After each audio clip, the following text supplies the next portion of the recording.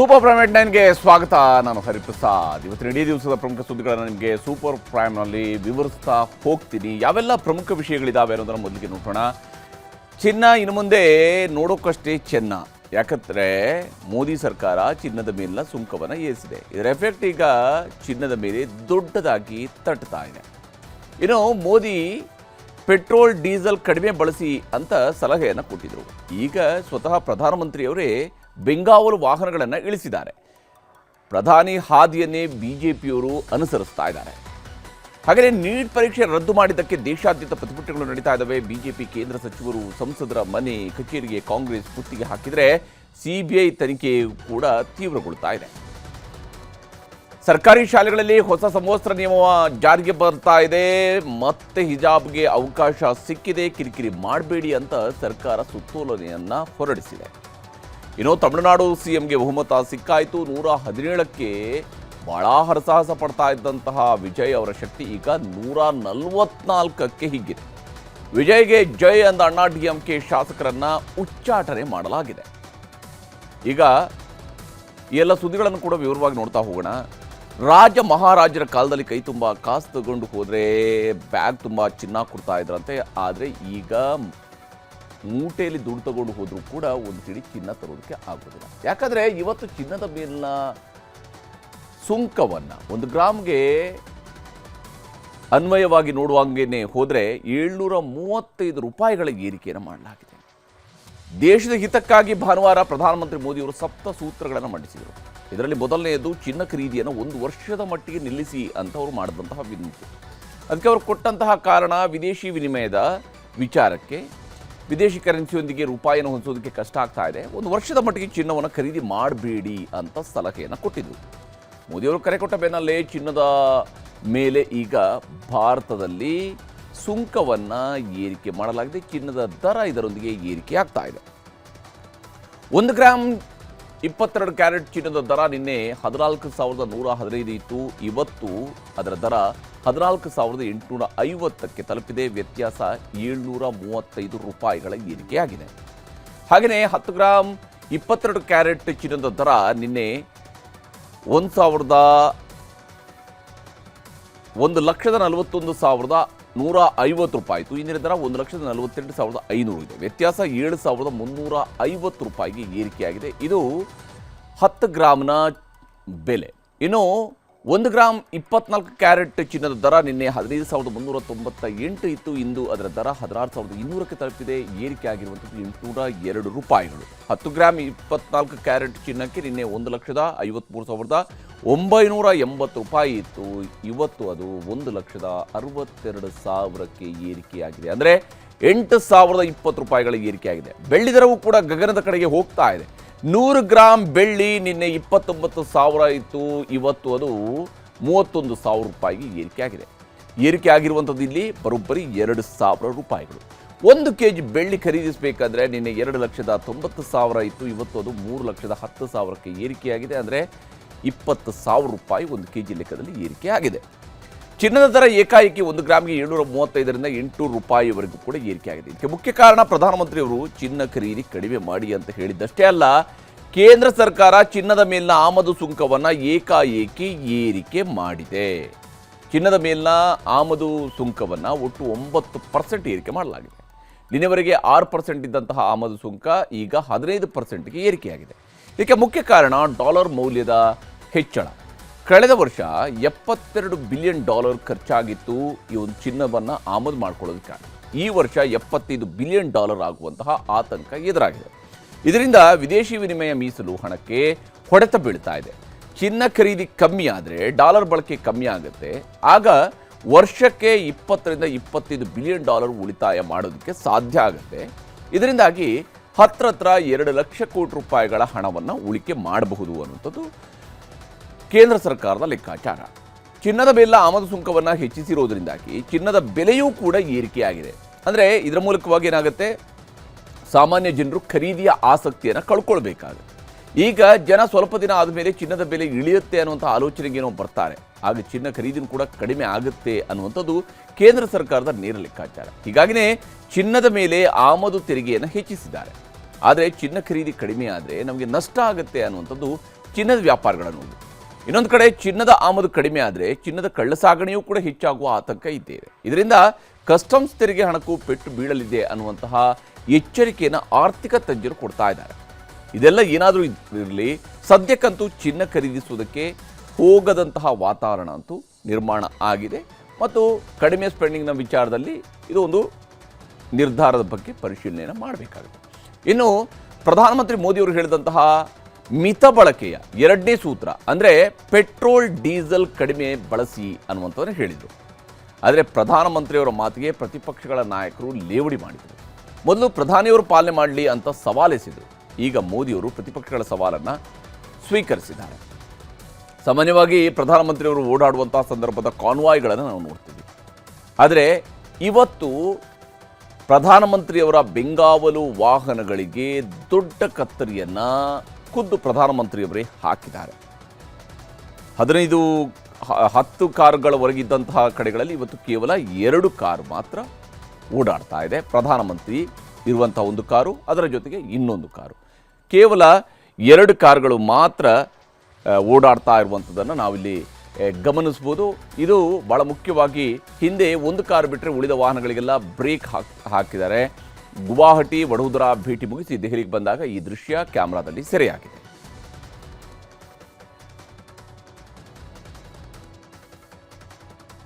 ಇನ್ನು ಪ್ರಧಾನಿ ಮೋದಿಯವರ ಕರೆಯ ಬೆನ್ನಲ್ಲೇ ಕೇಂದ್ರ ಗೃಹ ಸಚಿವ ಅಮಿತ್ ಶಾ ಕೂಡ ಮೋದಿಯವರ ಮಾದರಿಯನ್ನು ಅನುಸರಿಸಿದ್ದಾರೆ. ಕಳೆದ ವಾರ ಪಶ್ಚಿಮ ಬಂಗಾಳಕ್ಕೆ ಹೋಗಿದ್ದಾಗ ಅಮಿತ್ ಶಾ ಅವರ ವಾಹನದ ಹಿಂದೆ ಆಲ್ಮೋಸ್ಟ್ 10ಕ್ಕೂ ಹೆಚ್ಚು ಬೆಂಗಾವಲು ವಾಹನಗಳಿದ್ದವು.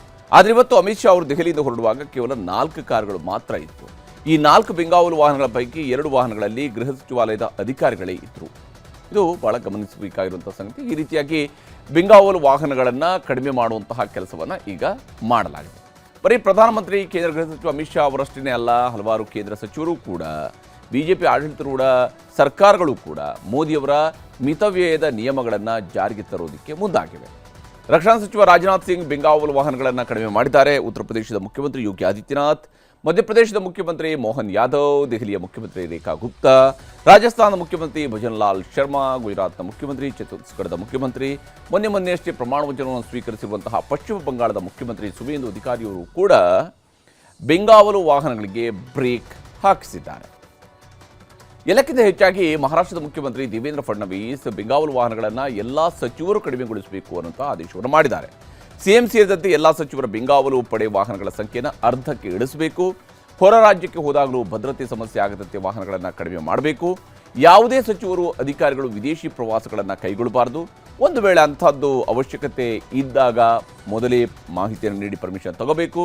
ತುರ್ತು ಸಂದರ್ಭಗಳಷ್ಟೇ ವಿಮಾನಗಳು, ಹೆಲಿಕಾಪ್ಟರ್ಗಳನ್ನು ಬಳಸಬೇಕು. ಮೆಟ್ರೋ, ಸರ್ಕಾರಿ ಬಸ್ಗಳಲ್ಲಿ ವಾರಕ್ಕೆ 1 ದಿನ ಪ್ರಯಾಣ ಮಾಡಲೇಬೇಕು. ಅಧಿಕಾರಿಗಳು ವೈಯಕ್ತಿಕ ಸಭೆಯನ್ನು ನಿಲ್ಲಿಸಿ ವಿಡಿಯೋ ಕಾನ್ಫರೆನ್ಸ್ನಲ್ಲಿ ಸಭೆಯನ್ನು ನಡೆಸಬೇಕು. ಈ ಎಲ್ಲ ಆದೇಶಗಳನ್ನು ಫಡ್ನವೀಸ್ ಅವರ ಸರ್ಕಾರ ಹೊರಡಿಸಿದೆ. ಫಡ್ನವೀಸ್ ಅವರು ಇಂಥದ್ದೊಂದು ಆದೇಶವನ್ನು ಹೊರಡಿಸಿದ್ದಾರೆ. ಚಿನ್ನ, ಪೆಟ್ರೋಲ್, ಡೀಸೆಲ್ ಕತೆ ಇಷ್ಟ ಆದರೆ ಪ್ರಧಾನಮಂತ್ರಿ ಮೋದಿಯವರು ಕೊಟ್ಟಿದ್ದಂತಹ ಉಳಿದ ಸಂದೇಶಗಳು ಜಾಗತಿಕ ಮಟ್ಟದಲ್ಲಿ ಗೋಚರಿಸೋದಕ್ಕೆ ಶುರುವಾಗಿವೆ. ಕಚ್ಚಾ ತೈಲ ಬ್ಯಾರಲ್ ಬೆಲೆ ಈಗ $103 ತಲುಪಿದೆ. ರೂಪಾಯಿ ಮೌಲ್ಯ ಡಾಲರ್ ಎದುರು $95.80 ತಲುಪಿದ್ದು ಬೆಲೆ ಏರಿಕೆಯ ಭೀತಿ ಶುರುವಾಗಿದೆ. ಹೀಗೆ ಆದರೆ ಸಾರಿಗೆ ಬಸ್ಗಳ ದರವನ್ನು ಕೂಡ ಏರಿಸೋದಕ್ಕೆ ಸಿದ್ಧತೆಗಳು ನಡೀತಾ ಇದ್ದಾವೆ. ನಮಗೇನು ಅಂಥ ಸಮಸ್ಯೆ ಏನಿಲ್ಲ, ಯಾಕೆಂದ್ರೆ ನಾವೇನು ಪೆಟ್ರೋಲ್ ಯಾರೋ ಕಾರ್ಗಳಿಗೆ ಒಂದಷ್ಟು ಉಪಯೋಗಿಸ್ತಾರೆ ಅಷ್ಟೇ. ಆದರೆ ನಮ್ಮಲ್ಲಿರ್ತಕ್ಕಂಥ 26,000 ಬಸ್ಸಸ್ಗೆ ಡೀಸೆಲ್ಲೇ, ಎಲೆಕ್ಟ್ರಿಕ್ ಬಸ್ಸಸ್ಸು 1,700 ಇದೆ ಅಷ್ಟೇ. ನಮಗೆ ಡೀಸೆಲ್ ಬೆಲೆ ಜಾಸ್ತಿ ಆದರೆ ಸಹಜವಾಗಿ ನಮಗೆ ಹೊರೆ ಆಗುತ್ತೆ. ಇನ್ನೂ ಮಾಡಿಲ್ಲ, ಮಾಡದೇ ಇದ್ದರೆ ಭಾಳ ಸಂತೋಷ. ಚಿನ್ನ ಸೇರಿದಂತೆ ಕೆಲ ಅಗತ್ಯತೆ ಮಾತ್ರ ಮಿತವಾಗಿ ಬಳಸಿ ಅಂತ ಪ್ರಧಾನಿಯವರು ಕರೆ ಕೊಟ್ಟಿದ್ದಾರೆ. ನಾವೇನು ಚಿನ್ನಾಗಿನ್ನ ಹಾಕಲ್ಲಪ್ಪ, ನಮಗೂ ಚಿನ್ನಕ್ಕೆ ಅಲರ್ಜಿ. ಯಾವ್ಯಾವ ಬೆಲೆ ಏರಿಕೆ ಆಗುತ್ತೋ ಬಿಡುತ್ತೋ ಗೊತ್ತಿಲ್ಲ. ಆದರೆ ಈಗಾಗಲೇ ಉತ್ತರ ಪ್ರದೇಶ ಸರ್ಕಾರ ಮೋದಿಯವರು ಹೇಳಿದಂತೆ ವರ್ಕ್ ಫ್ರಮ್ ಹೋಮ್ಗೆ ನಿರ್ಧಾರವನ್ನು ಮಾಡಿದೆ. ವಾರಕ್ಕೆ 2 ದಿನ ವರ್ಕ್ ಫ್ರಮ್ ಹೋಮ್ ನಡೆಸುವಂತೆ ಸಿಎಂ ಯೋಗಿ ಆದಿತ್ಯನಾಥ್ ಉತ್ತರ ಪ್ರದೇಶದ ಮುಖ್ಯಮಂತ್ರಿಯವರು ಮನವಿಯನ್ನು ಮಾಡಿದ್ದಾರೆ. ಇನ್ನೆರಡು ದಿನಗಳಲ್ಲಿ ಸರ್ಕಾರದಿಂದ ಅಧಿಕೃತ ಆದೇಶ ಹೊರಡಿಸೋದಕ್ಕೆ ಅಲ್ಲಿ ಸಿದ್ಧತೆಗಳನ್ನು ನಡೆಸಲಾಗ್ತಾ ಇದೆ. ಇನ್ನು ದೆಹಲಿಯಲ್ಲಿ ಆನ್ಲೈನ್ ಕ್ಲಾಸ್ಗಳನ್ನು ಶುರು ಮಾಡಿದರೆ ಆಗುವ ಸಾಧಕ ಬಾಧಕಗಳ ವರದಿಯನ್ನು ಕೊಡಿ ಅಂತ ಸಿಎಂ ರೇಖಾ ಗುಪ್ತಾ ಅವರು ಅಧಿಕಾರಿಗಳಿಗೆ ಕೇಳಿದ್ದಾರೆ. ಇದನ್ನೆಲ್ಲ ನೋಡ್ತಾ ಇದ್ರೆ ಕೊರೋನಾ ಸಮಯದ ನಿಯಮಗಳು ಮತ್ತೆ ಜಾರಿಗೆ ಬರ್ತವೇನೋ ಅನ್ನುವ ಅನುಮಾನ ಈಗ ಕಾಡೋದಕ್ಕೆ ಶುರುವಾಗಿದೆ. ಒಂದೇ ವ್ಯತ್ಯಾಸ ಅಂತ ಹೇಳಿದರೆ ಅಧಿಕೃತವಾಗಿ ಯಾವುದೇ ಲಾಕ್ಡೌನ್ ಇರೋದಿಲ್ಲ, ಆದರೆ ಆದಷ್ಟು ಮನೆಗಳಲ್ಲೇ ಇರಿ, ಮನೆಗಳಲ್ಲೇ ನೀವು ಕೆಲಸ ಮಾಡಿ, ವರ್ಕ್ ಫ್ರಮ್ ಹೋಮ್ ಮಾಡಿ ಅನ್ನುವಂತಹ ರೀತಿಯಾದಂಥ ಆದೇಶಗಳು ಹೊರಬೀಳುವಂಥದ್ದು ನಿಚ್ಚಳವಾಗಿ ಗೋಚರಿಸ್ತಾ ಇದೆ. ಮುಂದಿನ ಸುದ್ದಿ ಕಡೆಗೆ ಹೋಗೋಣ. ಇಲ್ಲಿ ಈಗಾಗಲೇ ನೀಟ್ ಪರೀಕ್ಷೆ ಬರೆದಂತಹ ಮಕ್ಕಳ ಪರಿಸ್ಥಿತಿ ಏನಾಗಿದೆ ಅನ್ನೋದನ್ನು ನಾವು ನೋಡ್ತಾ ಇದ್ವಿ. ಪ್ರಶ್ನೆ ಪತ್ರಿಕೆ ಸೋರಿಕೆ ಮಾಡಿದಂಥವರು ತಲೆಮರೆಸ್ಕೊಂಡಿದ್ರೆ ನೀಟ್ ಪರೀಕ್ಷೆ ರದ್ದಾಗಿದ್ದಕ್ಕೆ ಲಕ್ಷಾಂತರ ವಿದ್ಯಾರ್ಥಿಗಳು ನರಕ ಅನುಭವಿಸ್ತಾ ಇದ್ದು ವಿದ್ಯಾರ್ಥಿ ಸಂಘಟನೆಗಳವರು ಬೀದಿಗಳಿದ್ದಾರೆ. ದೆಹಲಿಯ NTA ಕಚೇರಿಗೆ ಇವತ್ತು ABVP ಕಾರ್ಯಕರ್ತರು ಮುತ್ತಿಗೆ ಹಾಕೋದಕ್ಕೆ ಪ್ರಯತ್ನಪಟ್ಟರು. ಆದರೆ ಪೊಲೀಸರು ಅವಕಾಶವನ್ನು ಕೊಡಲಿಲ್ಲ. ಇನ್ನೊಂದು ಕಡೆ NSUI ಘಟಕದವರು ಕೇಂದ್ರ ಶಿಕ್ಷಣ ಸಚಿವ ಧರ್ಮೇಂದ್ರ ಪ್ರಧಾನ್ ಅವರ ನಿವಾಸಕ್ಕೆ ಮುತ್ತಿಗೆ ಹಾಕೋದಕ್ಕೆ ಪ್ರಯತ್ನಿಸಿದರು. ಪ್ರತಿಭಟನೆ ತೀವ್ರಗೊಳ್ತಾ ಇದ್ದಂತೆಯೇ ಪೊಲೀಸರು ಎಲ್ಲರನ್ನೂ ಕೂಡ ವಶಕ್ಕೆ ಪಡೆದರು. ಆಗ ಅಲ್ಲಿ ಹೈಡ್ರಾಮಾ ಕೂಡ ನಡೆದಿದೆ. ದೇಶದಲ್ಲಷ್ಟೇ ಅಲ್ಲ, ರಾಜ್ಯಗಳಲ್ಲೂ ಕೂಡ, ಕೇವಲ ದೆಹಲಿಯಲ್ಲಿ ಮಾತ್ರ ಅಲ್ಲ, ಬೇರೆ ಬೇರೆ ರಾಜ್ಯಗಳಲ್ಲೂ ಕೂಡ BJP ನಾಯಕರುಗಳ ಕಚೇರಿಗಳ ಮನೆ ಮುಂದೆ ಪ್ರತಿಭಟನೆಯನ್ನು ನಡೆಸಲಾಗಿದೆ. ಕರ್ನಾಟಕದಲ್ಲಿ ಹುಬ್ಬಳ್ಳಿಯಲ್ಲಿ ಕೇಂದ್ರ ಸಚಿವ ಪ್ರಹ್ಲಾದ್ ಜೋಶಿಯವರ ಮನೆ ಮುಂದೆ ಯುವ ಕಾಂಗ್ರೆಸ್ನ ಕಾರ್ಯಕರ್ತರು ಪ್ರತಿಭಟನೆಯನ್ನು ನಡೆಸಿದ್ದಾರೆ. ಪ್ರಹ್ಲಾದ್ ಜೋಶಿಯವರ ನಿವಾಸಕ್ಕೆ ಮುತ್ತಿಗೆ ಹಾಕೋದಕ್ಕೂ ಕೂಡ ಯುವ ಕಾಂಗ್ರೆಸ್ನ ಕಾರ್ಯಕರ್ತರು ಪ್ರಯತ್ನಿಸಿದರು.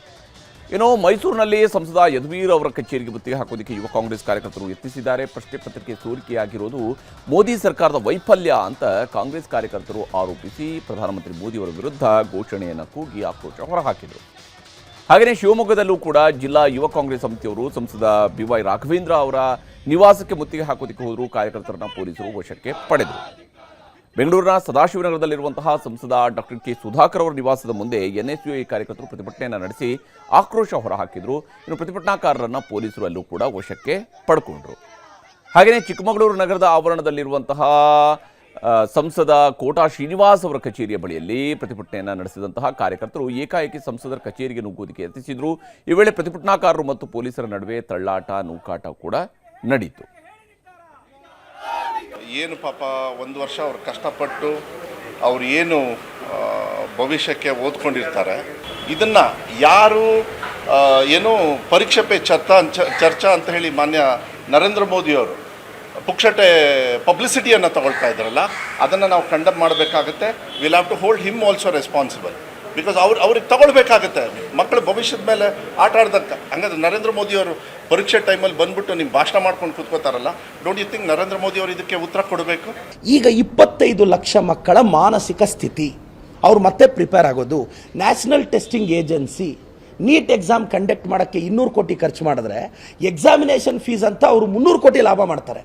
ಅಂಥ ಪ್ರಾಫಿಟ್ ಇರೋ ಆರ್ಗನೈಸೇಷನ್ನು ಒಂದು ಕ್ವಶನ್ ಪೇಪರ್ನ ಪ್ರಾಪರ್ ಆಗಿ ಎಕ್ಸಾಮ್ ಸೆಂಟರ್ಗೆ ತಲುಪ್ಸೋಕ್ಕಾಗಲ್ವಾ? ಯಾರನ್ನ ಹೊಣೆ ಮಾಡಬೇಕು? ನ್ಯಾಷನಲ್ ಟೆಸ್ಟಿಂಗ್ ಏಜೆನ್ಸಿನ ಹೊಣೆ ಮಾಡಬೇಕಾ, ಇಲ್ಲ ಕೇಂದ್ರದ BJPನ ಹೊಣೆ ಮಾಡಬೇಕಾ? ಈ ವೈಫಲ್ಯಕ್ಕೆ ಕಾರಣ ಯಾರು? ಈಗ 25 ಲಕ್ಷ ಮಕ್ಕಳು ಅಂದರೆ ತಂದೆ ತಾಯಿ 1 ಕೋಟಿ, ಅಂದರೆ ಆ ಫ್ಯಾಮಿಲಿ ಸೇರಿಸಿದ್ರೆ 1 ಕೋಟಿ ಪಾಪ್ಯುಲೇಷನ್ ಮೇಲೆ ಇದು ಎಫೆಕ್ಟ್ ಆಗುತ್ತೆ. ಇದರ ಮಧ್ಯೆ ಆಮ್ ಆದ್ಮಿ ಪಕ್ಷದ ನಾಯಕ ಅರವಿಂದ್ ಕೇಜ್ರಿವಾಲ್ ಅವರು ನೇಪಾಳ, ಬಾಂಗ್ಲಾದೇಶದಲ್ಲಿ ನಡೆದಂತಹ ಯುವಕರ ಜೆನ್ಸಿ ಮಾದರಿಯ ಹೋರಾಟವನ್ನು ಈಗ ದೇಶದಲ್ಲೂ ಕೂಡ ಮಾಡಬೇಕು ಅಂತ ಹೇಳಿಕೆಯನ್ನು ಕೊಟ್ಟಿದ್ದಾರೆ. 2014 से जब से मोदी सरकार आई है, टोटल हमारे देश में 93 पेपर लीक हुए हैं, 93, और इनमें अधिकतर paper double engine, triple engine की बीजेपी की NDA की सरकारों में लीक हुए हैं. लगभग 6 करोड़ युवाओं का भविष्य इन 93 पेपरों में बंद था. 6 करोड़ लोगों का भविष्य बर्बाद हो गया इन 93 पेपर जो लीक हुए. इनमें मोस्टली पेपर लीक हुए राजस्थान में, उत्तर प्रदेश में, उत्तराखंड में और गुजरात में. इन 4 राज्यों में सबसे ज्यादा पेपर लीक हुए. इन चारों राज्यों में BJP की सरकारें हैं. तो मेरा जेनजी से सीधा सीधा, देश के युवाओं से सीधा सीधा पूछना है कि ऐसे ही चलेगा या कुछ करना है? अगर नेपाल का और बांग्लादेश का जेनजी सड़कों पे उतर के अपने देश की सरकारों को बदल सकता है, तो हमारे देश का जेनजी पेपर लीक करने वाले मंत्रियों को जेल नहीं भेज सकता. ಹೀಗೆ ಅರವಿಂದ್ ಕೇಜ್ರಿವಾಲ್ ಅವರು ಇಲ್ಲಿ ನಮ್ಮ ದೇಶದಲ್ಲಿರುವಂತಹ ಜೆನ್ಸಿ ಪೇಪರ್ ಲೀಕ್ ಮಾಡ್ತಾ ಇರುವಂತಹ ಸಚಿವರುಗಳನ್ನು ಜೈಲಿಗೆ ಕಳಿಸೋದಕ್ಕೆ ಆಗಲ್ವಾ, ಅದಕ್ಕೆ ಬೇಕಾಗಿ ಹೋರಾಟ ನಡೆಸೋಕ್ಕಾಗಲ್ವಾ ಅಂತ ಹೇಳಿದ್ದಾರೆ. ಆದರೆ ಇದೆಲ್ಲದರ ಮಧ್ಯೆ CBI ಅಧಿಕಾರಿಗಳು ಪ್ರಶ್ನೆ ಪತ್ರಿಕೆಗಳನ್ನು ಕಾಳಸಂತೆಯಲ್ಲಿ ಮಾರಿದವರ ತನಿಖೆಯನ್ನು ನಡೆಸ್ತಾ ಇದ್ದಾರೆ. ಏನೇ ಆಗಲಿ, ನೀಟ್ ಪರೀಕ್ಷೆಯ ಗೊಂದಲಗಳು ವಿದ್ಯಾರ್ಥಿಗಳಿಗೆ ದೊಡ್ಡ ಆತಂಕವನ್ನು ತಂದಿಟ್ಟಿರುವುದರಲ್ಲಿ ಯಾವುದೇ ಅನುಮಾನಗಳಿಲ್ಲ. ಮುಂದಿನ ಸುದ್ದಿ ಕಡೆಗೆ ಹೋಗೋಣ. 2022ರಲ್ಲಿ ಹಿಜಾಬ್ ದಂಗಲ್ ಉಡುಪಿಯಲ್ಲಿ ಶುರುವಾಗಿ ಯಾವ್ಯಾವ ಸ್ವರೂಪದಲ್ಲಿ ಅದು ಚರ್ಚೆಗೆ ಒಳಗಾಯಿತು, ಹೀಗೆಲ್ಲ ವಿವಾದವನ್ನು ಪಡ್ಕೊಳ್ತು ಅನ್ನೋದನ್ನು ನಾವು ನೋಡಿದ್ವಿ. ಅದು ಕಡೆಗೆ ಅದು ಹೈಕೋರ್ಟ್ ಮೆಟ್ಲೇರಿತು, ಹೈಕೋರ್ಟ್ ಒಂದು ಆರ್ಡರ್ನ ಕೊಟ್ಟ ನಂತರ ಸುಪ್ರೀಂ ಕೋರ್ಟ್ ಮೆಟ್ಲೇರಿದ್ರು. ಇದೆಲ್ಲ ಆದಮೇಲೆ ವಿವಾದ ತಣ್ಣಗಾಗ್ತಾ ಹೋಯಿತು. ಈಗ ಅದೇ ಹಿಜಾಬ್ಗೆ ಮತ್ತೆ ಮರುಜೀವ ಬಂದಿದೆ. ರಾಜ್ಯದ ಸರ್ಕಾರಿ ಹಾಗೂ ಅನುದಾನಿತ ಶಾಲಾ ಕಾಲೇಜುಗಳಲ್ಲಿ ಹಿಜಾಬ್ ಧರಿಸುವುದಕ್ಕೆ ಸರ್ಕಾರ ಹಸಿರು ನಿಶಾನೆಯನ್ನು ತೋರಿಸಿದೆ. ಸಮವಸ್ತ್ರದ ಜೊತೆಗೆ ಮಕ್ಕಳ ಸಾಂಪ್ರದಾಯಿಕ ಉಡುಗೆಗೂ ಕೂಡ ಅವಕಾಶವನ್ನು ಮಾಡಿಕೊಟ್ಟಿದ್ದಾರೆ. ಈ ವರ್ಷದ ಶೈಕ್ಷಣಿಕ ವರ್ಷದಿಂದಲೇ ವಸ್ತ್ರ ಸಂಹಿತೆ ಬದಲಾವಣೆ ಜಾರಿಗೂ ಕೂಡ ಸೂಚನೆಯನ್ನು ನೀಡಲಾಗಿದ್ದು, ಸರ್ಕಾರ ಕೆಲ ಷರತ್ತುಗಳನ್ನು ಹಾಕಿದೆ.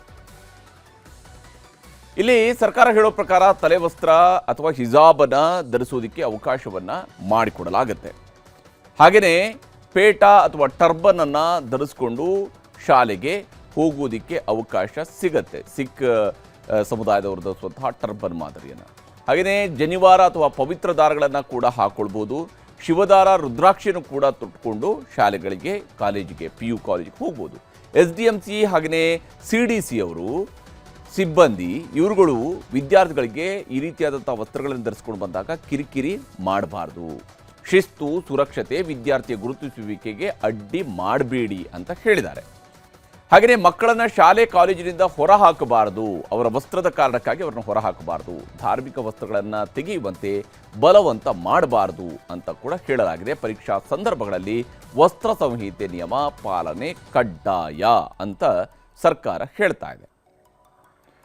ಇಲ್ಲಿ ಸರ್ಕಾರ ಮಾಡಿದಂತಹ ಈ ಸುದ್ದಿಗೋಷ್ಠಿಯಲ್ಲಿ ಮಧು ಬಂಗಾರಪ್ಪ ಅವರು ಆ ಕಡೆ ಈ ಕಡೆ ಕುಳಿತಿರುವಂತಹ ಇಬ್ಬರು ಇದಾರಲ್ಲ, ಒಬ್ಬರು ಶಾಸಕ, ಇನ್ನೊಬ್ಬರು ಸಚಿವ ಇದಾರಲ್ಲ, ಇದು ಕೂಡ ಒಂದು ಸಂದೇಶವನ್ನು ಕೊಡುವಂಥದ್ದು. ಇಲ್ಲಿ ಜನಿವಾರ ಮತ್ತು ಹಿಜಾಬ್ ಎರಡು ವಿಚಾರಗಳನ್ನು ಅಡ್ರೆಸ್ ಮಾಡೋದಕ್ಕಾಗಿಯೇ ಕರೆದ ಕಾರಣದಿಂದಾಗಿ ಒಬ್ಬ ಮುಸ್ಲಿಂ ಸಮುದಾಯದವರು ಇದ್ದಾರೆ, ಇನ್ನೊಬ್ಬರು ಬ್ರಾಹ್ಮಣ ಸಮುದಾಯದವರು ಕೂರಿಸ್ಕೊಂಡಿದ್ದಾರೆ. ರಾಜ್ಯ ಸರ್ಕಾರದ ವಸ್ತ್ರ ಸಂಹಿತೆಯ ಈ ಒಂದು ನಿಯಮ ಜಾರಿ ಆಗ್ತಾ ಇದ್ದಂತೆ ಬಿಜೆಪಿಯವರ ಆಕ್ರೋಶದ ಕಟ್ಟೆಯು ಕೂಡ ಉಳಿದಿದೆ. ರಾಜ್ಯದ ಶಾಲಾ ಕಾಲೇಜುಗಳಲ್ಲಿ ಹಿಜಾಬ್ ನಿಷೇಧ ಆದೇಶವನ್ನು ಸರ್ಕಾರ ಹಿಂಪಡೆದು ಶಿಕ್ಷಣ ವ್ಯವಸ್ಥೆಯನ್ನು ಇಸ್ಲಾಮೀಕರಣ ಮಾಡೋದಕ್ಕೆ ಹೊರಟಿದೆ. ಸಿದ್ದರಾಮಯ್ಯ ನೇತೃತ್ವದ ಶಾಲೆಗಳಲ್ಲಿ ಜಾತಿ, ಮತ, ಬಡವ, ಶ್ರೀಮಂತ ಎಂಬ ತಾರತಮ್ಯ ಹೋಗಲಾಡಿಸದೆ ಮತ್ತೆ ಗೊಂದಲವನ್ನು ಸೃಷ್ಟಿಸ್ತಾ ಇದೆ ಅಂತ ಶಾಸಕ ಯಶ್ಪಾಲ್ ಸುವರ್ಣ ಎಕ್ಸ್ ಖಾತೆಯಲ್ಲಿ ಪೋಸ್ಟ್ ಹಾಕಿದ್ದಾರೆ. ಇನ್ನೊಂದು ಕಡೆ ವಿಧಾನಸಭೆಯ ಪ್ರತಿಪಕ್ಷ ನಾಯಕ ಆರ್ ಅಶೋಕ್ ಕೂಡ ಸಿಟ್ಟು ಹೊರಹಾಕಿದ್ರು. ಗಾಯಗೊಂಡ ಮುಸ್ಲಿಂ ಮತ ಬ್ಯಾಂಕ್ಗೆ ಚಿಕಿತ್ಸೆ ಕೊಡೋದಕ್ಕೆ ಹಿಜಾಬ್ ಜಾರಿಗೆ ತರ್ತಾ ಇದ್ದಾರೆ, ಇದು ಕಾಂಗ್ರೆಸ್ನ ಹತಾಶ ತುಷ್ಟೀಕರಣ ರಾಜಕೀಯ ಅಂತ ಪೋಸ್ಟ್ ಹಾಕಿದ್ದಾರೆ. ಸರ್ಕಾರವು ಹಿಜಾಬ್ ವಿವಾದವನ್ನು ಪುನರುತ್ಥಾನಗೊಳಿಸಿದೆ, ಇದು ಕಾಂಗ್ರೆಸ್ ಕೈಪಿಡಿಯ ಶ್ರೇಷ್ಠ ನಡೆ ಅಂತ ಅಶೋಕ್ ಅವರು ಕೂಡ ಪೋಸ್ಟ್ ಹಾಕಿದ್ದಾರೆ. ಇಲ್ಲಿ ಸರ್ಕಾರ ಯಾವ ಸ್ವರೂಪದಲ್ಲಿ ಹಿಜಾಬ್ ವಿಚಾರಕ್ಕೆ ಈಗ ನಿರ್ಧಾರವನ್ನು ಕೈಗೊಂಡಿದೆ ಅನ್ನೋದನ್ನು ನಾವು ನೋಡ್ತಾ ಇದ್ದೀವಿ. ಮೊನ್ನೆ ಜನಿವಾರವನ್ನು ಕತ್ತರಿಸಿದಂಥ ವಿಚಾರವನ್ನು ಕೂಡ ಇಟ್ಟುಕೊಂಡೇ ಈಗ ಸರ್ಕಾರ ಇಂಥ ತೀರ್ಮಾನಕ್ಕೆ ಬಂದಿದೆ.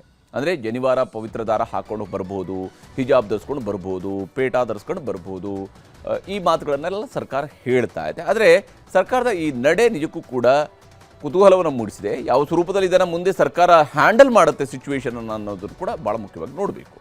ಮುಂದಿನ ಸುದ್ದಿ ಕಡೆಗೆ ಹೋಗೋಣ. ತಮಿಳುನಾಡಿನ ನೂತನ ಮುಖ್ಯಮಂತ್ರಿ ವಿಜಯ್ ಕಡೆಗೂ ಕೂಡ ವಿಶ್ವಾಸ ಮತವನ್ನು ಗೆದ್ದಿದ್ದಾರೆ. ಪ್ರಮಾಣ ವಚನ ಸ್ವೀಕರಿಸಿ 3 ದಿನ ಆಗ್ತಾ ಇದ್ದಂತೆ ಬಹುಮತವನ್ನು ಸಾಬೀತುಪಡಿಸಿದ್ದಾರೆ. ವಿಶ್ವಾಸಮತ ಯಾಚನೆಯ ವೇಳೆ ವಿಜಯ್ ವಿರುದ್ಧ ಬಿದ್ದಿದ್ದು ಕೇವಲ 22 ಮತಗಳು ಮಾತ್ರ. ಯಾಕಂದರೆ DMKಯ 60 ಶಾಸಕರು ಸದನವನ್ನು ಬಹಿಷ್ಕರಿಸಿದರು, ಅವರು ಸದನದಿಂದ ಹೊರ ನಡೆದರು.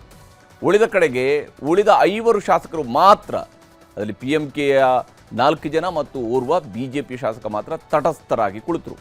ವಿಶ್ವಾಸಮತ ಯಾಚನೆ ವೇಳೆ ಮಾತನಾಡಿದಂತಹ DMK ನಾಯಕ ಹಾಗೂ ಶಾಸಕ ಉದಯನಿಧಿ ಸ್ಟಾಲಿನ್ ವಿಜಯ್ ಸರ್ಕಾರದ ವಿರುದ್ಧ ವಾಗ್ದಾಳಿಯನ್ನು ನಡೆಸಿದರು. ರಾಜಕೀಯ ಮೇಲಾಟದಲ್ಲಿ ಕಡೆಗೆ ವಿಜಯ್ ವಿಶ್ವಾಸಮತ 144ಕ್ಕೆ ಜಿಗಿದಿದೆ. ಇಲ್ಲಿ ವಿಶ್ವಾಸವನ್ನು ಗೆದ್ದಿದ್ದಾರೆ ವಿಜಯ್. TVKಯ 105 ಸದಸ್ಯರು, ಕಾಂಗ್ರೆಸ್ನ 5 ಸದಸ್ಯರು. ಅಂದರೆ TVK 105 ಯಾಕೆ ಆಯಿತು ಅಂತ ಹೇಳಿದರೆ 106 ಒಟ್ಟು 106 ಆಗಿತ್ತು. ಒಬ್ಬರು ಸ್ಪೀಕರ್ ಆಗಿದ್ದಂತಹ ಕಾರಣದಿಂದ TVKಯ ಒಟ್ಟು ಶಾಸಕರಲ್ಲಿ ಮತ ಹಾಕೋದಕ್ಕೆ ಸಾಧ್ಯ ಆಗುವಂಥದ್ದು 105 ಜನ ಮಾತ್ರ. ಹಾಗಾಗಿ 105 ಜನ ಶಾಸಕರು, ಕಾಂಗ್ರೆಸ್ನ 5 ಶಾಸಕರು, CPIನ 2, CPIMನ 2, VCKಯ 2, IUMLನ 2, ಅಣ್ಣಾ DMKಯ 25 ಶಾಸಕರು ಮತ್ತು AMMKಯ 1 ಶಾಸಕರು. ಹೀಗೆ ಒಟ್ಟು 144 ಶಾಸಕರು ವಿಜಯ್ ಅವರಿಗೆ ಬೆಂಬಲವನ್ನು ಸೂಚಿಸಿದ್ದಾರೆ. ಇದು ತಮಿಳುನಾಡಿನ ಸರ್ಕಾರದ ಕಥೆ. ಆದರೆ ರಾಜ್ಯದಲ್ಲಿ ಈಗ GBA ಎಲೆಕ್ಷನ್ ಯಾವಾಗ ಬೇಕಿದ್ರೂ ಬರಬಹುದು ಅನ್ನುವಂಥ ಸ್ಥಿತಿ ಇದೆ. ಇದೇ ಸಂದರ್ಭದಲ್ಲೇ ಬೆಂಗಳೂರಿನ ಜನರಿಗೆ ಉಪಮುಖ್ಯಮಂತ್ರಿ DK ಶಿವಕುಮಾರ್ ಅವರು ತಮ್ಮ ಸರ್ಕಾರದ ಅಥವಾ ತಮ್ಮ ಪಕ್ಷದ ಗ್ಯಾರಂಟಿಗಳ ಘೋಷಣೆಯ ಮುಂದುವರಿದ ಭಾಗವಾಗಿ ಬೆಂಗಳೂರಿಗೆ 6ನೇ ಗ್ಯಾರಂಟಿ ಅಂತೇಳಿ ಇದನ್ನು ಘೋಷಣೆ ಮಾಡಿದ್ದಾರೆ. ಇದು ಗ್ಯಾರಂಟಿ ಹೌದು ಅಲ್ಲೋ ಅಂತೇಳಿ ಜನ ನಿರ್ಧರಿಸ್ಕೊಳ್ಬೇಕು. ನನ್ನ ಖಾತೆ ನನ್ನ ಹಕ್ಕು ಹೆಸರಿನಲ್ಲಿ 6ನೇ ಗ್ಯಾರಂಟಿನ ಘೋಷಿಸಿದ್ದಾರೆ. ಈ ಭೂ ಗ್ಯಾರಂಟಿಯಲ್ಲಿ ಬೆಂಗಳೂರಿನಲ್ಲಿ ಮನೆ ಕಟ್ಟಿಕೊಂಡಿರುವ 23 ಲಕ್ಷ ಜನರಿಗೆ ಒಟ್ಟು 4 ರೀತಿಯ ರಿಯಾಯಿತಿಗಳನ್ನು DCM DK ಶಿವಕುಮಾರ್ ಅವರು ಕೊಟ್ಟಿದ್ದಾರೆ. ನಗರದ ಇತಿಹಾಸದಲ್ಲಿ ಇಂಥ ದೊಡ್ಡ ಕಾರ್ಯಕ್ರಮ ಯಾವಾಗಲೂ ಕೂಡ ಹಮ್ಮಿಕೊಂಡಿರಲಿಲ್ಲ. ನಮ್ಮ ಸರ್ಕಾರದ 6ನೇ ಗ್ಯಾರಂಟಿ ಭೂ ಗ್ಯಾರಂಟಿ 23 ಲಕ್ಷದ ಆಸ್ತಿಗಳಿಗೆ ಮನೆಗೆ ಅವರ ಹಕ್ಕನ್ನು ಪ್ರತಿಪಾದನೆ ಮಾಡಲಿಕ್ಕೆ ನನ್ನ ಖಾತೆ ನನ್ನ ಹಕ್ಕು ಆ ಅಭಿಯಾನವನ್ನು ಹಮ್ಮಿಕೊಂಡಿದ್ದೇವೆ. ಇಲ್ಲೊಂದು ಭಾಳ ವಿಶೇಷವಾದಂಥ ಅನೌನ್ಸ್ಮೆಂಟ್ ಇವತ್ತು ಏನಂದರೆ, ಅವರು 100 ದಿನದಲ್ಲಿ ಒಂದು ಸುವರ್ಣವಾದಂಥ ಒಂದು ಅವಕಾಶವನ್ನು ಮಾಡಿಕೊಡ್ತಾ ಇದ್ದೇವೆ. ಈಗ ಅವ್ರು 5% ಗೈಡೆನ್ಸ್ ವ್ಯಾಲ್ಯೂ ಕಟ್ಟಬೇಕು. ಈ 100 ದಿನದಲ್ಲಿ ಯಾರು ಅರ್ಜಿ ಹಾಕೊಂಡ್ರೆ, ದಾಖಲೆಗಳನ್ನು ಸರಿಯಾದ ರೀತಿ ಕೊಟ್ಟಿದ್ರೆ, ಸೊ ಬರೀ 2%ಗೆ ಅವ್ರ ಹತ್ರ ಹಣ ತೆಗೆದುಕೊಂಡು 2% 60% ರಿಯಾಯಿತಿಯನ್ನು ನಾವು ಕೊಡ್ತೇವೆ. ಇದು 100 ದಿನದಲ್ಲಿ ಅವರು ಅಪ್ಲೈ ಮಾಡಿಕೊಳ್ಳಿಲ್ಲ ಅಂದರೆ ಮತ್ತೆ ಅವರು 5%ಗೆ ಅವರ ದಾಖಲೆಗಳನ್ನು ಸರಿ ಮಾಡಿಕೊಳ್ಳಿಕ್ಕೆ ಅವ್ರು ಹೋಗಬೇಕಾಗ್ತದೆ. ಅಂದರೆ ಇಲ್ಲಿ ಉಪಮುಖ್ಯಮಂತ್ರಿ DK ಶಿವಕುಮಾರ್ ಅವರು ಹೇಳೋದಕ್ಕೆ ಹೊರಟಿದ್ದು ಏನಂತ ಹೇಳಿದರೆ, ಬಿ ಖಾತೆಯಿಂದ ಎ ಖಾತಾಗೆ ಬದಲಾವಣೆ ಮಾಡ್ಕೊಳ್ಳೋದಕ್ಕೆ ಆಸ್ತಿಗಳ ಗೈಡೆನ್ಸ್ ಮೌಲ್ಯವನ್ನು 5%ಇಂದ 2%ಗೆ ಇಳಿಕೆ ಮಾಡಿದ್ದಾರೆ. ಅಂದರೆ 5%ಇಂದ 2%ಗೆ ಇಳಿಕೆ ಆಗಿದೆ ಅಂದರೆ ನೀವು 60%ನಷ್ಟು ನಿಮಗೆ ಇಳಿಕೆ ಆದಂತೆ ಆಗುತ್ತೆ. ಮೇ 15ರಿಂದ 100 ದಿನ ಮಾತ್ರ ಈ ಅವಕಾಶ ಇರುತ್ತೆ. 100 ದಿವಸದ ಒಳಗಡೆ ಅಪ್ಲೈ ಮಾಡಿದರೆ ಮಾತ್ರ ಇರುತ್ತೆ. ಇಲ್ಲದೆ ಹೋದರೆ ಮತ್ತೆ ಗೈಡೆನ್ಸ್ ವ್ಯಾಲ್ಯೂ ಬೆಲೆ 5% ಕಟ್ಟಬೇಕಾಗತ್ತೆ. 50 ಲಕ್ಷ ರೂಪಾಯಿ ಬೆಲೆ ಆಸ್ತಿ ಇದ್ದರೆ ಮೊದಲು 2.5 ಲಕ್ಷ ರೂಪಾಯಿಯವರಿಗೆ ಗೈಡೆನ್ಸ್ ವ್ಯಾಲ್ಯೂನ ಈ 5% ಕೌಂಟ್ ಆಗ್ತಾ ಇತ್ತು. ಈಗ 1 ಲಕ್ಷ ರೂಪಾಯಿ ಕಟ್ಟಿದರೆ ಸಾಕು, ಎ ಖಾತೆ ಮನೆಗೇನೆ ತಲುಪಿಸ್ತಾರೆ.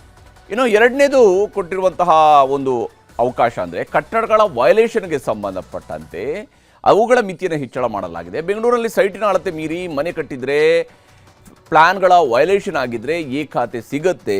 ಮೊದಲು ವಯಲೇಷನ್ ಮಿತಿಯನ್ನು 5%ಗೆ ಮಿತಗೊಳಿಸಲಾಗಿತ್ತು. ಈಗ ಅದನ್ನು 15%ಗೆ ಏರಿಕೆ ಮಾಡಲಾಗಿದೆ. ಅಂದರೆ 1200 ಅಡಿ ಸೈಟ್ ಇದ್ದರೆ 10ರಿಂದ 50 ಅಡಿಯವರೆಗೆ ಒತ್ತುವರಿ ಆಗ್ತಾ ಇತ್ತು. ಅಂಥವರು ನಿಗದಿತ ದಂಡವನ್ನು ಕಟ್ಟಿ ಎ ಖಾತೆಯನ್ನು ಪಡೆಯೋದಕ್ಕೆ ಅವಕಾಶವನ್ನು ಮಾಡಿಕೊಡಲಾಗಿದೆ. ಇನ್ನು ಮೂರನೇದು ಶಿವಕುಮಾರ್ ಅವರು ಹೇಳ್ತಾ ಇರೋದು ಸೆಟ್ ಬ್ಯಾಕ್ ಮಿತಿಯನ್ನು ಹೆಚ್ಚಳ ಮಾಡಿದ್ದಾರೆ. ಮನೆ ಕಟ್ಟಬೇಕಿದ್ರೆ ಸುತ್ತಲೂ ಸೆಟ್ ಬ್ಯಾಕ್ ಬಿಡಬೇಕಿತ್ತು. 30-40 ಸೈಟ್ ಇದ್ದರೆ ಸುತ್ತು 3 ಅಡಿಯಷ್ಟು ಬಿಟ್ಟು ಕಟ್ಟಬೇಕಾಗಿತ್ತು. ಗಾಳಿ ಬೆಳಕು ತುರ್ತು ಸಮಯಕ್ಕೆ ಅಂತ ನಿಯಮ ಇತ್ತು. ಈಗ ಕನಿಷ್ಠ 1 ಅಡಿ ಸೆಟ್ ಬ್ಯಾಕ್ ಬಿಟ್ಟಿದ್ರು ಕೂಡ ಖಾತೆ ಸಿಗುತ್ತೆ. ಆದರೆ ಕಟ್ಟಡದ ಸುತ್ತಳತೆ ಲೆಕ್ಕ ಸರಿಯಾಗಿ ತೋರಿಸಬೇಕು. ಹೆಚ್ಚುವರಿ ಕಟ್ಟಡಕ್ಕೆ ತೆರಿಗೆ ಕಟ್ಟಿದರೆ ಮಾತ್ರ GBAಯಿಂದ ದಾಖಲೆ ಬರುತ್ತೆ. ಹಾಗೆ 4ನೇದು BDA ಒನ್ ಟೈಮ್ ಸೆಟಲ್ಮೆಂಟನ್ನು ಘೋಷಣೆ ಮಾಡಲಾಗಿದೆ. ಇದು BDA ಸ್ವಾಧೀನಪಡಿಸಿಕೊಂಡಿರುವಂತಹ ಭೂಮಿಯಲ್ಲೂ ಕೂಡ ಅಕ್ರಮ ಕಟ್ಟಡವನ್ನು ಕಟ್ಕೊಂಡಿದ್ರೆ 1 ಲಕ್ಷಕ್ಕೂ ಹೆಚ್ಚು ಮನೆಗಳಿರೋದ್ರಿಂದಾಗಿ BDA ಜಾಗದಲ್ಲಿ ನಿರ್ಮಾಣ ಆಗಿರುವಂಥದ್ದನ್ನು 2020 ಸೆಕ್ಷನ್ 38D BDA ಕಾಯ್ದೆ ಇದರ ಅಡಿಯಲ್ಲಿ ಸಕ್ರಮಕ್ಕೆ ಅವಕಾಶವನ್ನು ಮಾಡಿಕೊಡ್ತಿದ್ದಾರೆ. ಜೂನ್ 15ರಿಂದ ಅರ್ಜಿಗೆ ಆಹ್ವಾನವನ್ನು ಮಾಡಲಾಗಿದೆ. 100 ದಿನಗಳ ಕಾಲಾವಕಾಶವನ್ನು ನೀಡಲಾಗಿದೆ. ಗೈಡೆನ್ಸ್ ವ್ಯಾಲ್ಯೂನಲ್ಲಿ ಇಲ್ಲೂ ಕೂಡ 50%ನ ರಿಯಾಯಿತಿಯನ್ನು ಘೋಷಣೆ ಮಾಡಲಾಗಿದೆ. ಹೀಗೆ ಬೆಂಗಳೂರಲ್ಲಿ ಒಟ್ಟು 23 ಲಕ್ಷದಷ್ಟು ಆಸ್ತಿಗಳಿದ್ದಾವೆ. ಇದರಲ್ಲಿ 5 ಲಕ್ಷ ಆಸ್ತಿಗಳು ಬಿ ಖಾತೆಗೆ ಸೇರಿರುವಂಥದ್ದು. ಇಲ್ಲಿವರೆಗೆ ಬಿ ಖಾತೆಯನ್ನು ಎ ಖಾತೆಗೆ ಮಾಡೋದಕ್ಕೆ ಸರ್ಕಾರ ಕಳೆದ ಬಾರಿ ಏನೋ ಆಫರ್ ಕೊಟ್ಟಿತ್ತು. ಆಗ ಕೇವಲ 7,000 ಅರ್ಜಿಗಳು ಮಾತ್ರ ಬಂದಿರುವಂಥದ್ದು ವಿಲೇವಾರಿಯಾಗಿದ್ದಾವೆ. ಹೀಗಾಗಿ ಭೂ ಗ್ಯಾರಂಟಿ ಹೆಸರಲ್ಲಿ ಬೆಂಗಳೂರಿನ 50 ಕಡೆ ಮೇ 16ರಿಂದ ಅಭಿಯಾನವನ್ನು ನಡೆಸಲಾಗುತ್ತೆ. ಯಾವ ಸ್ವರೂಪದಲ್ಲಿ ಇದು ಕಾರ್ಯರೂಪಕ್ಕೆ ಬರುತ್ತೆ ಅಂತ ನೋಡಬೇಕು. ಈಗ ರಾಜ್ಯ ದೇಶ ವಿದೇಶಗಳ ಇತರೆ ಪ್ರಮುಖ ಸುದ್ದಿಗಳನ್ನು ನೋಡ್ತಾ ಹೋಗೋಣ. ಫಲಿತಾಂಶ ಬಂದು 9 ದಿನ ಕಳೆದು ಕೇರಳಂ CM ಆಯ್ಕೆ ಕಾಂಗ್ರೆಸ್ ಹೈಕಮಾಂಡ್ಗೆ ಕಗ್ಗಂಟಾಗಿದೆ. CM ಆಯ್ಕೆ ಕುರಿತಂತೆ ದೆಹಲಿಯ ಮಲ್ಲಿಕಾರ್ಜುನ ಖರ್ಗೆ ಅವರ ನಿವಾಸದಲ್ಲಿ ರಾಹುಲ್ ಗಾಂಧಿ ಚರ್ಚೆ ನಡೆಸಿದ್ದಾರೆ. ಸಭೆ ಬಳಿಕ ಮಾತನಾಡಿರುವ ಕಾಂಗ್ರೆಸ್ ಪ್ರಧಾನ ಕಾರ್ಯದರ್ಶಿ ಜಯರಾಮ್ ರಮೇಶ್, CM ಆಯ್ಕೆ ಪೂರ್ಣವಾಗಿದ್ದು ನಾಳೆ ಘೋಷಣೆ ಮಾಡಲಾಗುವುದು ಅಂತ ಹೇಳಿದ್ದಾರೆ. ಪಶ್ಚಿಮ ಬಂಗಾಳದ ಮುಖ್ಯಮಂತ್ರಿ ಸುವೇಂದು ಅಧಿಕಾರಿ ಸದನದಲ್ಲಿ ಶಾಸಕರಾಗಿ ಪ್ರಮಾಣ ವಚನ ಸ್ವೀಕಾರ ಮಾಡಿದ್ದಾರೆ. CM ಜೊತೆಗೆ ಉಳಿದ ಶಾಸಕರು ಸದನದಲ್ಲಿ ಪ್ರಮಾಣ ವಚನ ಸ್ವೀಕರಿಸಿದರು. ಇನ್ನು ಭವಾನಿಪುರ ಹಾಗೂ ನಂದಿಗ್ರಾಮ ಎರಡೂ ಕಡೆ ಗೆದ್ದಿದ್ದ ಸುವೇಂದು ಅಧಿಕಾರಿ ನಂದಿಗ್ರಾಮಕ್ಕೆ ರಾಜೀನಾಮೆ ಘೋಷಿಸಿದ್ದಾರೆ. ಪುದುಚೇರಿಯ ನೂತನ ಸಿಎಂ ಆಗಿ 5ನೇ ಬಾರಿಗೆ ರಂಗಸ್ವಾಮಿ ಪ್ರಮಾಣವಚನ ಸ್ವೀಕರಿಸಿದರು. ಲೆಫ್ಟಿನೆಂಟ್ ಗವರ್ನರ್ ಕೆ ಕೈಲಾಶ್ನಾಥನ್ ಪ್ರಮಾಣವಚನ ಬೋಧಿಸಿದರು. ಇನ್ನು ಸಿಎಂ ರಂಗಸ್ವಾಮಿ ಜೊತೆಗೆ ಪ್ರಾದೇಶಿಕ ಪಕ್ಷದ ಮಲ್ಲಾಡಿ ಕೃಷ್ಣರಾವ್ ಮತ್ತು ಬಿಜೆಪಿಯ ಎ ನಮಸ್ಸಿಬಾಯಂ ಅವರು ಕೂಡ ಸಚಿವರಾಗಿ ಪ್ರಮಾಣವಚನ ಸ್ವೀಕರಿಸಿದರು. ಮಣಿಪುರದಲ್ಲಿ ಮತ್ತೆ ಹಿಂಸಾಚಾರ ಭುಗಿಲೆದ್ದಿದೆ. ಬೆಳಗ್ಗೆ ಇಂಫಾಲ್ನ ಚರ್ಚ್ ಅಧಿಕಾರಿಗಳ ನಿಯೋಗದ ಮೇಲೆ ಉಗ್ರರು ದಾಳಿ ಮಾಡಿದ್ದಾರೆ. ಈ ವೇಳೆ 3 ಕುಕಿ ಚರ್ಚ್ ನಾಯಕರು ಮೃತಪಟ್ಟಿದ್ದಾರೆ. ಮಹಾರಾಷ್ಟ್ರದಲ್ಲಿ ತರಬೇತಿ ವಿಮಾನವೊಂದು ನೆಲಕ್ಕೆ ಅಪ್ಪಳಿಸಿದೆ. ಬಾರಾಮತಿ ವಿಮಾನ ನಿಲ್ದಾಣದ ಪಕ್ಕದಲ್ಲಿರುವ ಗೂಜುಬಾವಿ ಗ್ರಾಮದ ಬಳಿಯಲ್ಲಿ ರೆಡ್ ಬರ್ಡ್ ಏವಿಯೇಷನ್ಗೆ ಸೇರಿದ ತರಬೇತಿ ವಿಮಾನ ಅಪಘಾತಕ್ಕೀಡಾಗಿದೆ. ಶಬರಿಮಲೆಗೆ ಮಹಿಳೆಯರ ನಿರ್ಬಂಧ ಕುರಿತ ಅರ್ಜಿ ವಿಚಾರಣೆ ವೇಳೆ ಹಿಂದೂ ಧರ್ಮದ ಕುರಿತು ಸುಪ್ರೀಂಕೋರ್ಟ್ ಮಹತ್ವದ ಅಭಿಪ್ರಾಯ ವ್ಯಕ್ತಪಡಿಸಿದೆ. ಹಿಂದೂ ಧರ್ಮ ಒಂದು ಜೀವನ ವಿಧಾನ, ಅದನ್ನು ಸಾಬೀತುಪಡಿಸಲು ದೇಗುಲಕ್ಕೆ ಭೇಟಿ ನೀಡಲೇಬೇಕು, ಧಾರ್ಮಿಕ ವಿಧಾನಗಳನ್ನು ನೆರವೇರಿಸಲೇಬೇಕು ಎಂದೇನಿಲ್ಲ ಅಂತ ನ್ಯಾಯಪೀಠ ಹೇಳಿದೆ.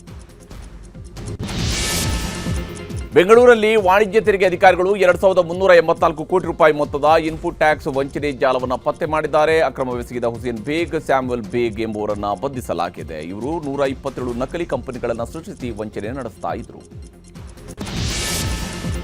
ಗುಜರಾತ್ ಮೂಲದ ಅಮೂಲ್ ಹಾಲಿನ ದರವನ್ನು ಪ್ರತಿ ಲೀಟರ್ಗೆ 2 ರೂಪಾಯಿ ಹೆಚ್ಚಳ ಮಾಡಲಾಗಿದೆ. ನೂತನ ದರ ನಾಳೆಯಿಂದಲೇ ಜಾರಿಗೆ ಬರ್ತಾ ಇದೆ. ಅಮೂಲ್ ದರ ಹೆಚ್ಚಳದ ಬೆನ್ನಲ್ಲೇ ಕೆಎಂಎಫ್ ಕೂಡ ದರ ಹೆಚ್ಚಳ ಮಾಡುವ ಆತಂಕ ಗ್ರಾಹಕರಿಗೆ ಎದುರಾಗಿದೆ.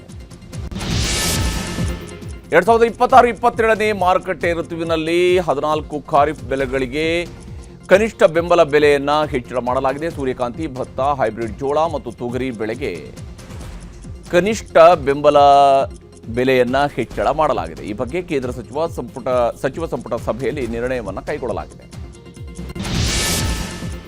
12.5% ವೇತನ ಹೆಚ್ಚಳ ಮಾಡಿ ಸರ್ಕಾರ ಕೈಗೊಂಡಿದ್ದ ನಿರ್ಣಯವನ್ನು ರಾಜ್ಯ ಸಾರಿಗೆ ನೌಕರರು ತಿರಸ್ಕರಿಸಿದ್ದಾರೆ. 2024 ಜನವರಿ 1ರಿಂದ ಅನ್ವಯ ಆಗುವಂತೆ 25% ವೇತನ ಹೆಚ್ಚಿಸಬೇಕು, ಇಲ್ಲದೆ ಹೋದರೆ ಮೇ 20ರಂದು ವಾಹನಗಳನ್ನು ನಿಲ್ಲಿಸ್ತೀವಿ ಅಂತ ಎಚ್ಚರಿಕೆಯನ್ನು ನೀಡಿದ್ದಾರೆ. ಮಂತ್ರಾಲಯದಲ್ಲಿ ಕಾರ್ಮಿಕರ ಶೆಡ್ನಲ್ಲಿ ಸಿಲಿಂಡರ್ ಸ್ಫೋಟವಾಗಿದೆ. ಭಕ್ತರ ವಸತಿ ಗೃಹಗಳ ಬಳಿಯೇ ಈ ಘಟನೆ ನಡೆದಿದ್ದು ಭಕ್ತರು ಬೆಚ್ಚಿ ಬಿದ್ದಿದ್ದಾರೆ. ಶಾರ್ಟ್ ಸರ್ಕ್ಯೂಟ್ನಿಂದಾಗಿ ಬೆಂಕಿ ಅವಘಡ ಸಂಭವಿಸಿದೆ ಅಂತ ಹೇಳಲಾಗಿದೆ. ವಿಧಾನಸೌಧದ ಆವರಣದಲ್ಲಿ ಎನ್ಎಸ್ಜಿ ಕಮಾಂಡೋಗಳು ಮಾಕ್ ಡ್ರಿಲ್ ನಡೆಸಿದ್ದಾರೆ. ಬಾಂಬ್ ಬ್ಲಾಸ್ಟ್, ಭಯೋತ್ಪಾದಕರ ದಾಳಿ ಸಮಯದಲ್ಲಿ ಹೇಗೆ ರೆಸ್ಪಾನ್ಸ್ ಮಾಡಬೇಕು, ಉಗ್ರರ ವಿರುದ್ಧ ಕಾರ್ಯಾಚರಣೆ ಹೇಗಿರಬೇಕು ಅಂತ ಎನ್ಎಸ್ಜಿ ಕಮಾಂಡೋಗಳು ಅಣಕು ಪ್ರದರ್ಶನವನ್ನು ಮಾಡಿದರು.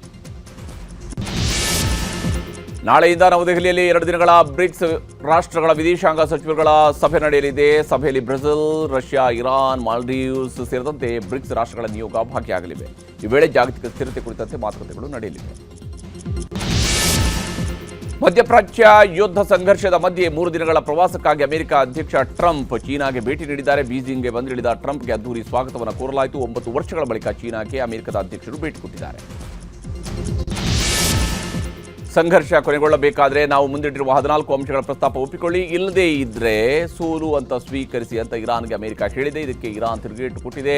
ಮೊದಲು ನಮ್ಮ 9 ಅಂಶಗಳ ಪ್ರಸ್ತಾಪ ಒಪ್ಪಿಕೊಳ್ಳಿ ಅಂತ ಕೌಂಟರ್ ಕೊಟ್ಟಿದೆ. ಟರ್ಕಿಯಲ್ಲಿ ನಿರಂತರವಾಗಿ ಧಾರಾಕಾರ ಮಳೆ ಆಗ್ತಾ ಇದೆ. ಸ್ಯಾಮ್ಸನ್ ಎಂಬ ನಗರದಲ್ಲಿ ಪ್ರವಾಹ ಉಂಟಾಗಿದ್ದು ರಸ್ತೆಗಳು ನದಿಗಳಾಗಿ ಮಾರ್ಪಟ್ಟಿವೆ. ಗಲ್ಲಿಗಳಲ್ಲೂ ಕೂಡ ಪ್ರವಾಹದ ನೀರು ಭಯಾನಕವಾಗಿ ಉಕ್ಕಿ ಹರಿತಾ ಇದೆ.